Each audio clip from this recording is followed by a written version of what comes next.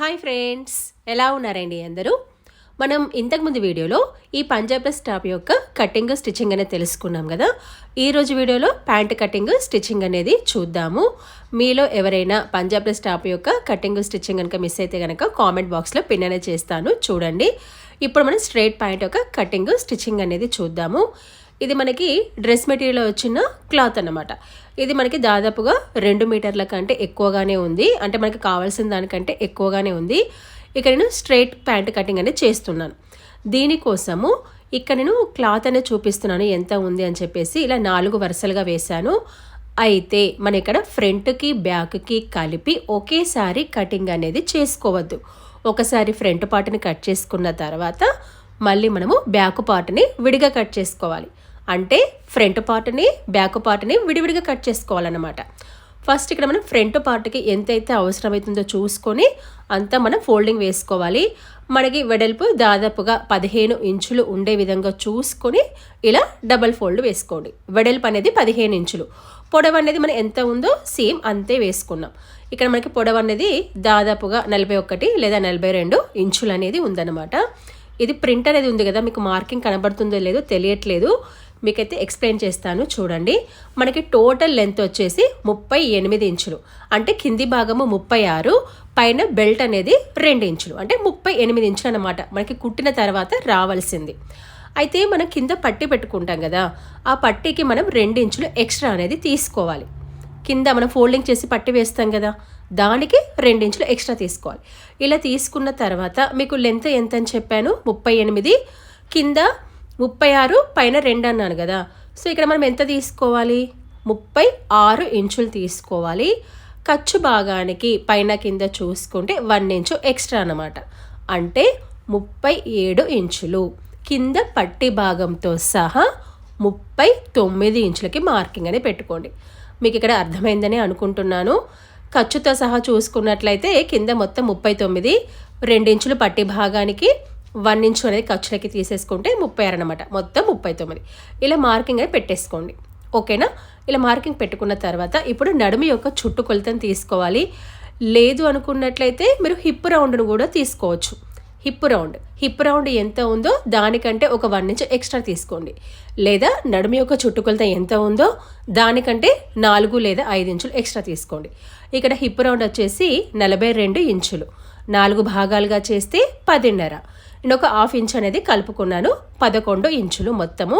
ఇలా 11 ఇంచులకు మార్కింగ్ పెట్టుకోండి. సైడ్కి మనకి కటింగ్ వస్తుంది కదా, సో దానికోసం ఒక 1/2 ఇంచ్ ఎక్స్ట్రా తీసుకున్నాను, అంటే మొత్తం 11.5 అనేది తీసుకున్నాను. ఇలా మనము 11.5 ఇంచులకి మార్కింగ్ పెట్టుకున్న తర్వాత ఇక్కడ మనము కిస్తా పొడవు అనేది తీసుకోవాలి. ఈ 11 ఇంచులు కదా, దానికంటే ఒక 2 లేదా 2.5 అనేది పెట్టేసుకోండి. ఇక్కడ నేను దాదాపుగా 13.5 ఇంచులు అనేది పెట్టేస్తున్నాను. 13 అనేది సరిపోతుంది. పైన కూడా మనకి 2 ఇంచులు వస్తుంది కదా బెల్ట్ పార్ట్లో కిస్తా పొడవు అనేది. సో ఇలా 13 ఇంచులకి ఇలా మార్కింగ్ అనేది పెట్టేసుకోండి.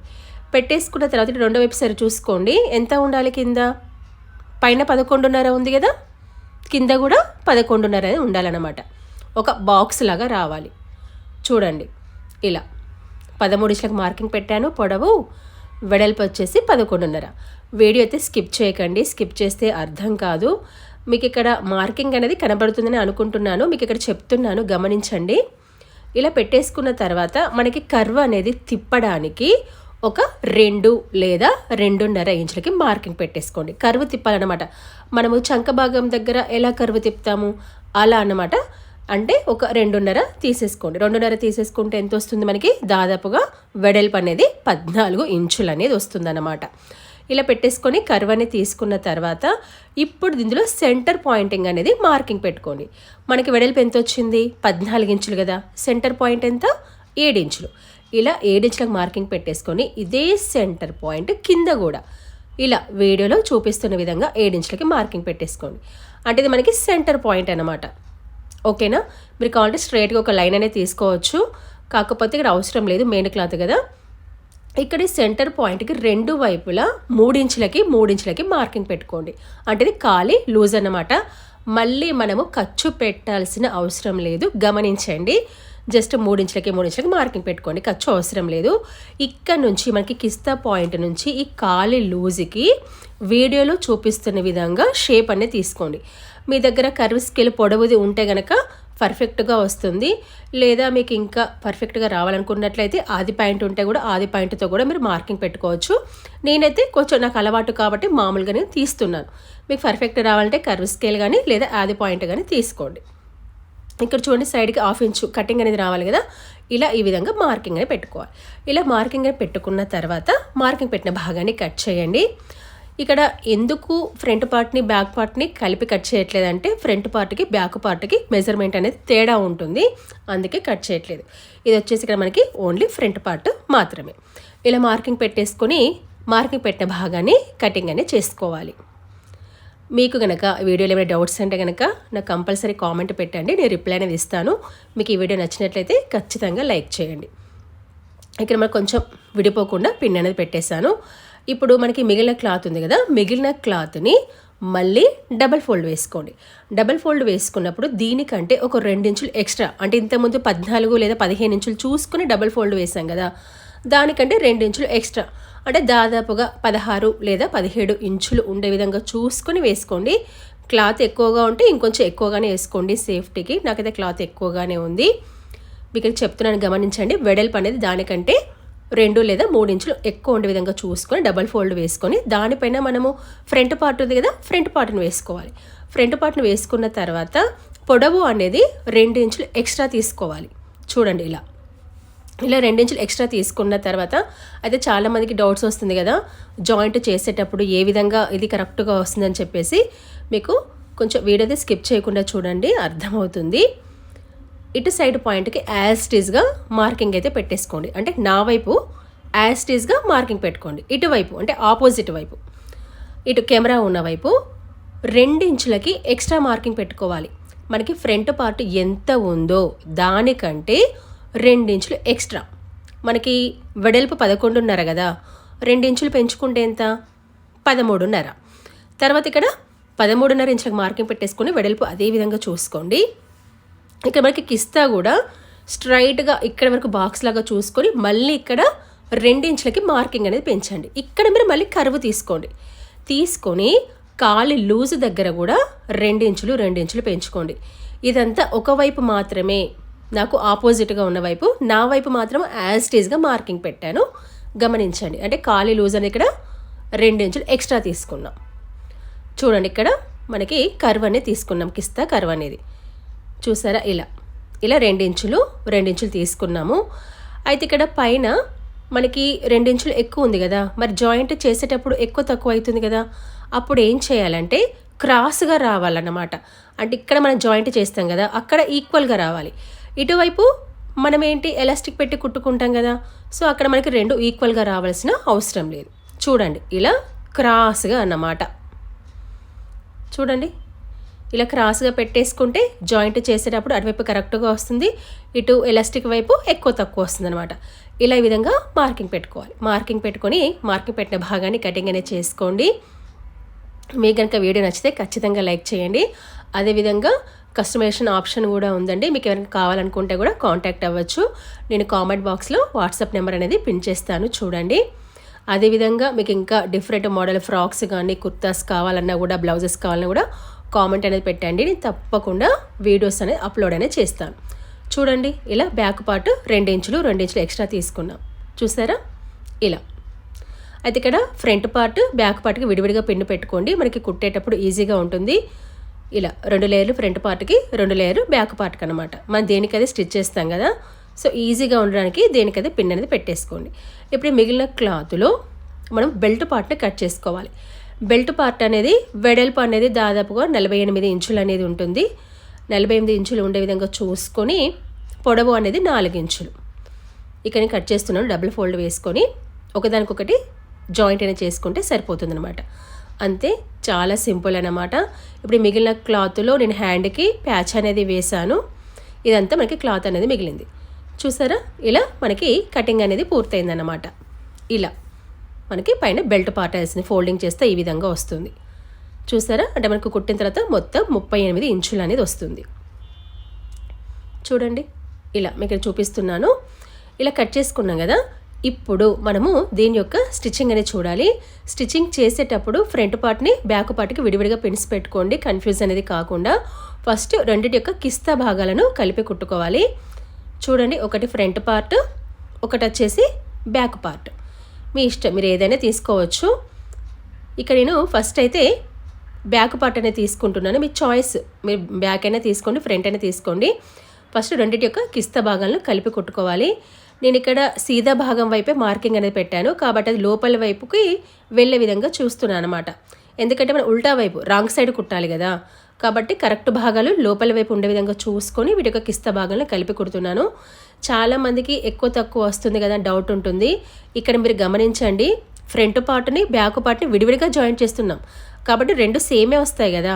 ఫ్రంట్ పార్ట్కి బ్యాక్ పార్ట్ జాయింట్ చేస్తే ఎక్కువ తక్కువ వస్తుంది, కానీ అలా కాదు. దేనికదే మనము కిస్తా భాగాలు జాయింట్ చేస్తున్నాం కాబట్టి కరెక్ట్గానే వస్తుంది. నేను ఇక్కడ డబల్ కుట్టు వేసాను, ఇంకా స్టిఫ్గా ఉండడానికి పైన కుట్టు కూడా వేస్తున్నాను. ఇలా మనం ఒక భాగాన్ని కుట్టుకున్నాం కదా, సేమ్ ఇదే విధంగా ఇంకొక భాగాన్ని అన్నమాట. ఫ్రంట్ పార్ట్ని మనం ఇంతకుముందు బ్యాక్ భాగం కుట్టాం కదా, ఇది వచ్చేసి ఫ్రంట్ భాగం. సేమ్ ఇదే విధంగా రెండు కిస్తా భాగాలను కలిపి కుట్టేసుకోండి. వీడియో అయితే స్కిప్ చేయకండి, అర్థం కాదు. చాలామందికి ఏంటంటే ఇలా కట్ చేసినప్పుడు రెండు భాగాలు సమానంగా వస్తాయా, 2 ఇంచులు ఎక్కువ పెట్టాం కదా అని చెప్పేసి చాలామందికి డౌట్ వస్తుంది. కరెక్ట్గానే వస్తుంది, ఎందుకంటే మనం క్రాస్గా కట్ చేసాం కదా, సైడ్ భాగాలకి ఈక్వల్గా రావడానికి. ఓకేనా? ఇలా మనము వేసుకున్న తర్వాత దీనిపైన మళ్ళీ స్టిఫ్గా కుట్టు వేసుకోండి. ఇలా మనము ఫ్రంట్ పార్ట్ని బ్యాక్ పార్ట్ని జాయింట్ అనేది చేసుకున్నాం, కిస్తా భాగాలని. ఇప్పుడు వీటి యొక్క సైడ్ భాగాలను జాయింట్ చేసుకోవాలి. ఇక్కడ చూడండి, ఇది సెంటర్ పాయింట్ కదా, ఇక్కడ మీరు సైడ్ భాగాలను జాయింట్ చేసుకోండి. మీరు కావాలనుకున్నట్లయితే ఇక్కడ మీరు సైడ్ పాకెట్ కూడా వేసుకోవచ్చు, నేనైతే వేయట్లేదు, మీ చాయిస్ అన్నమాట. ఇలా రెండింటి కలిపి కుట్టేటప్పుడు రెండు ఈక్వల్గా వస్తాయి.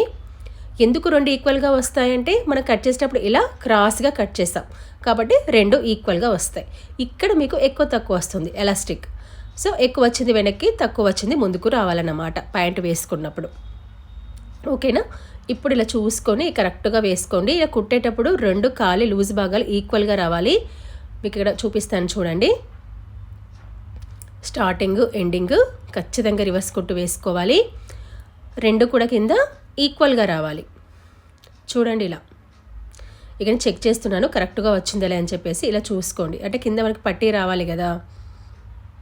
ఇలా చూసుకొని మళ్ళీ దీనికి డబల్ కుట్టు కూడా వేసుకోవాలి కంపల్సరీ. ప్రతి దానికి మనం డబల్ కుట్టు అనేది వేసుకోవాలి.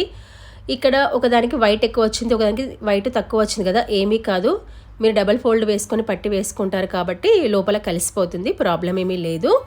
ఇలా ఒకవైపు జాయింట్ చేసాం కదా, సేమ్ ఇదే విధంగా ఇంకొక వైపు కూడా జాయింట్ అనేది చేయండి. చూడండి, చూసారా? సేమ్ ఇదే విధంగా ఇటువైపు కూడా చూసారా? ఇలా చాలా సింపుల్ అన్నమాట, చాలా చాలా ఈజీగా కుట్టుకోవచ్చు. మీకు కొంచెం కటింగ్ కనుక అర్థమైతే కనుక స్టిచ్చింగ్ అనేది చాలా ఈజీగా చేసుకోవచ్చు. ఇలా దీనికి డబల్ కుట్టు కూడా వేసుకున్న తర్వాత ఇప్పుడు మనం కింద పట్టి భాగాన్ని పెట్టేసుకోవాలి. చూడండి, ఇక్కడ ఒకదానికి వైట్ తక్కువ ఎక్కువ వచ్చిందని చెప్పాను కదా, ప్రాబ్లం ఏమీ లేదు. మీరు ఇలా డబల్ ఫోల్డ్ వేసుకొని 1 ఇంచ్ మేర ఫోల్డింగ్ చేసి మళ్ళీ 1 ఇంచ్ మేర ఫోల్డింగ్ చేయండి. ఇక్కడ రెండు వైపులా కుట్టు వేయండి. ఇలా ఫోల్డ్ వేయడం వల్ల వైట్ కూడా ఏం కనబడదు. మనము 2 ఇంచుల మేర ఎక్స్ట్రా తీసుకున్నాం కదా, ఆ 2 ఇంచుల మేర ఫోల్డింగ్ చేయాలన్నమాట. ఇప్పుడు కింది భాగాన మీరు కావాలంటే ఇందులో క్యాన్వాస్ వేసుకోవచ్చు, అవసరం లేదు మామూలుగా అయితే.